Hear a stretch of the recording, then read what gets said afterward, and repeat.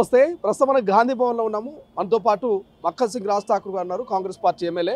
ఇవాళ గాంధీ భవన్లో విస్తృత స్థాయి సమావేశం జరిగింది. మాట్లాడే ప్రయత్నం చేద్దాం. తాజాగా కేటీఆర్ ఒక ప్రెస్ మీట్ పెట్టిండు. ప్రెస్ మీట్లో అనేకమైనటువంటి వ్యాఖ్యలు చేసిండు. ప్రధానంగా ముఖ్యమంత్రి రేవంత్ రెడ్డి కాళేశ్వరం మీద తప్పుడు ప్రచారం చేస్తున్నారు, క్షమాపణ చెప్పాలంటూ ఆయన డిమాండ్ చేస్తున్నారు.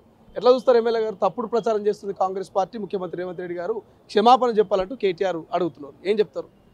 నమస్కారం. ఇది గౌరవ కేటీఆర్ గారు అనేక సార్లు శాసనసభ్యుడిగా, మంత్రిగా 10 సంవత్సరాల ప్రభుత్వం నుండి వారి యొక్క హయాంలోనే పడిపోయిందన్న సంఘటన వాళ్ళే మీడియా ద్వారా తెలిసినటువంటి ఒక అంశం. ఇది ఎన్డీఎస్ఏ నేషనల్ డ్యామ్ సెక్యూరిటీ వాళ్ళు కానీ వారు కానీ ప్రతి ఒక్కరు చెప్పారు. దీని మీద చర్చ జరిగింది. స్వయంగా కేసీఆర్ గారు, కేటీఆర్ గారు కూడా అవును కూలింది, కూలితే ఒకటి కూలింది, దాన్ని రిపేర్ చేయొచ్చు కదా అన్నారు. దాన్ని అనే మాట వాళ్ళే చెప్తూ ఇవాళ అది కూలలేదు, తప్పుడు ప్రచారం చేస్తున్న అంశం ఇది నిజంగా హాస్యాస్పదంగా ఉన్నది. వారు ఈ రాష్ట్రంలో 10 సంవత్సరాలు ప్రభుత్వంలో ఉండి ప్రభుత్వాన్ని నడిపించి ఇలాంటి విషయాన్ని చులకనగా చేస్తూ ముఖ్యమంత్రి మీద బురద జల్లే కార్యక్రమం చేస్తున్నారు అనేది ఇది నిజంగా ప్రతి ఒక్కరూ బాధ్యత కలిగినటువంటి వాళ్ళందరూ కూడా దీన్ని తీవ్రంగా ఖండించాల్సిందే. ఇది పూర్తిగా సత్యమైనటువంటి విషయం. ఈరోజు విపరీతమైన వర్షాల వల్ల నీళ్ళు పోతూ ఉన్నాయి. రాష్ట్ర ప్రభుత్వం మీకు తెలుసు, ఈ పోయిన ఈ వర్షాకాలానికి ముందు అనేక మంది కేంద్ర నిపుణులతోటి దాన్ని ఏ రకంగా మనము రిపేర్ చేయగలుగుతాం, కాపర్ డ్యామ్లతో నీళ్ళు ఆపగలుగుతామా, చేయగలుగుతామా అని చెప్పి ప్రయత్నం చేసినప్పుడు ఆ రోజు ఆ నేషనల్ డ్యామ్ సెక్యూరిటీ సంబంధించిన వాళ్ళు దాన్ని ఆపేయడం, వద్దని చెప్పడం, ఉంటే పూర్తని చెప్పడం అనే విషయం వారికి తెలిసిందే. తర్వాత దాని మీద కమిషన్ల ఏర్పాట్లు, వాళ్ళు పోయిన మాట్లాడడం అవన్నీ కూడా జరుగుతూ ఉన్నాయి. స్వయంగా గౌరవ వారి కుటుంబ సభ్యురాలు సోదరి కవిత గారు స్పష్టంగా చెప్పారు, ఇదంతా మా హరీష్ రావు వీళ్ళు చేసినటువంటి ఒక తప్పిదాల వల్ల జరిగినాయి అని చెప్పి. ఇంత స్పష్టమైన వైఖరి కుటుంబంలో ఉన్న తర్వాత దానిందని కూడా అవి ముందుకేసే కార్యాచరణను ఒక బురద జల్లే కార్యక్రమం చేస్తే వాళ్ళకి అలవాటు అయిపోయింది. టీఆర్ఎస్ పార్టీ ఈ ప్రభుత్వం చేస్తున్న ప్రతి ఒక్క సంక్షేమాన్ని ఏ కార్యక్రమం చేసినా దానికి ఎమ్మటే వ్యతిరేకంగా ఒక నెగిటివ్ ప్రచారం చేసేటువంటి కార్యాచరణ. నీ మధ్యకాలంలో ఒక వీడియో చూసిన, ఏదో సినిమాలో ఉంటుంది. ఈరోజు ఒక నాయకుడు ఏమన్నాడంటే ఈరోజు బస్సులో ఉచితంగా ఇస్తున్నాం అంటే దానికి వ్యతిరేకంగా ఏం మాట్లాడాలని ఈ రకంగా అయితే బాగుంటుందనే విషయం ఏదో ఈ మధ్యలో సోషల్ మీడియాలో చూసిన ఎక్కడో. ఆ రకంగా ఈయన వ్యవస్థ నడుస్తూ ఉంది. కేటీఆర్ గారు చాలా చదువుకున్న వ్యక్తి, మున్సిపల్ శాఖ మంత్రులుగా చేసిండు, 10 సంవత్సరాలు ఒక యాక్టింగ్ చీఫ్ మినిస్టర్గా చేసిండు. ఆయనకు విషయం ఏందో పూర్తిగా తెలుసు. జరిగిన తప్పిదాన్ని చర్య చేసుకుంటూ దాన్ని ఏ రకంగా మంచి చేయాలనే ఒక ఆలోచన ఇచ్చే కార్యక్రమం చేయాలి. రేవంత్ రెడ్డి సార్ అనేక సార్లు అసెంబ్లీకి కేసీఆర్ గారు వచ్చి సలహాలు ఇవ్వమని చెప్పడం జరిగింది. వారికి ఉన్న అనుభవంతో ఏ రకంగా ముందు పోదామని అడగడం జరిగింది. చాలా స్పష్టంగా దీనిపై ప్రత్యేకంగా ఆ కమిషన్ మీద అసెంబ్లీ ఒకరోజు పెట్టి రాత్రి 2 గంటల వరకు మీరే సాక్ష్యం చర్చలు జరిగినప్పుడు మళ్ళీ ఈరోజు ఈ స్టేట్మెంట్ ఇవ్వడంలో మరి అర్థం ఏందో వారే చెప్పాలి.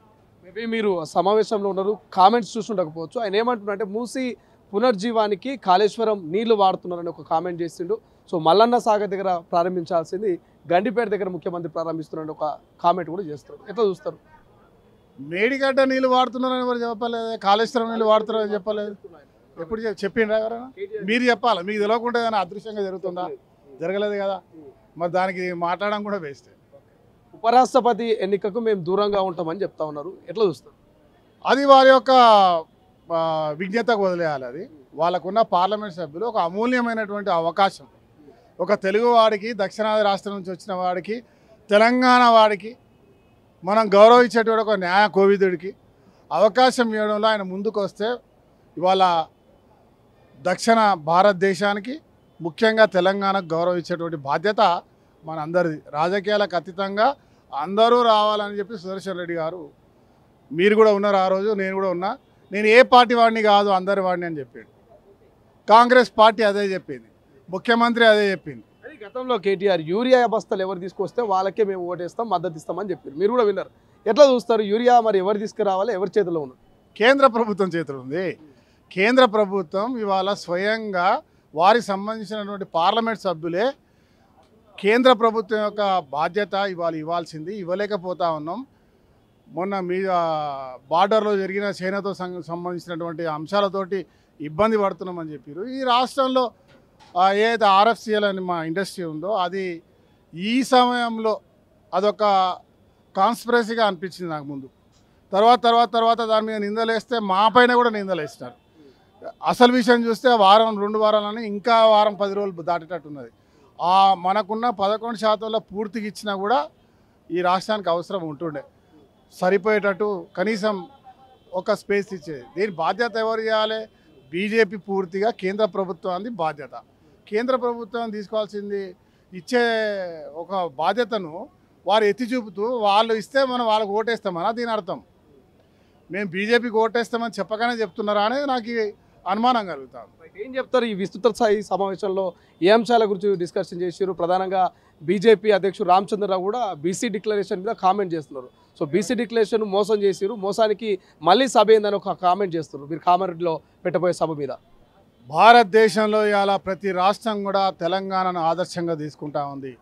రేవంత్ రెడ్డి గారు తీసుకున్నటువంటి నిర్ణయం ఇవాళ 42% బీసీ డిక్లరేషన్ అసెంబ్లీలో పెట్టి గవర్నర్కి పంపి దాని తర్వాత చట్టసభలో మళ్ళా పెట్టడానికి తీసుకొని ఇవాళ భారతదేశానికి అన్ని రాష్ట్రాలకు ఆదర్శంగా దేశానంతా ఒక్కటి చేస్తూ కాంగ్రెస్ పార్టీ సభను ఏర్పాటు చేయడం, ఈ రాష్ట్రాన్ని మెచ్చుకోవడం, 2 సార్లు ఢిల్లీలో జంతర్ మంతర్లో పోరాటం చేయడం, దేశంలో ఉన్నటువంటి సంబంధించిన బీసీలకు మద్దతు ఇచ్చే వాళ్ళందరినీ ఏకం చేయడం, ఇలాంటి కార్యాచరణ దేశం అంతా కూడా ఇలా తెలంగాణ వైపు చూస్తూ ఇలా బీసీల అభ్యున్నతి కొరకు, బలహీనుల అభ్యున్నతి కొరకు పోరాటం చేస్తున్న రాష్ట్రానికి ఆదర్శంగా తీసుకోవాలని చూస్తున్న తరుణంలో ఓచుకోలేక ఇవాళ దాన్ని ఒప్పుకోక బీసీ బిల్లు రానియకుండా గవర్నర్తో అడ్డుపడుకుంటా నానా కథలు చేస్తూ ఒక బీసీ ప్రధానమంత్రిగా ఉండి బీసీలకు న్యాయం చేయనటువంటి పరిస్థితుల్లో తన పదవిని కాపాడుకోవడానికి ఈ వ్యవస్థనే కుంటుపడేటట్టు చేస్తున్నటువంటి పరిస్థితి ఇవాళ కేంద్ర ప్రభుత్వాన్ని బీజేపీ పార్టీది.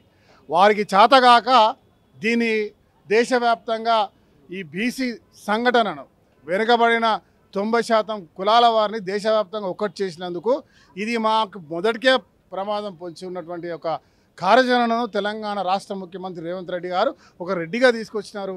ఇది ఒక ఉద్యమంలో పోతా ఉంది. దీన్ని అడ్డుకోకపోతే వీళ్ళపై నింద లేకపోతే మా పుట్టగతులు ఉండవనే ఒక భయంతో చేస్తున్నటువంటి నిందలు ఈరోజు బీసీ బలహీనులను, ఎస్సీ దళితులను ఇలా ఏకం చేస్తూ వారికి ఒక ఉన్నత స్థాయిని కల్పించాలి, రిజర్వేషన్ తీసుకురావాలి.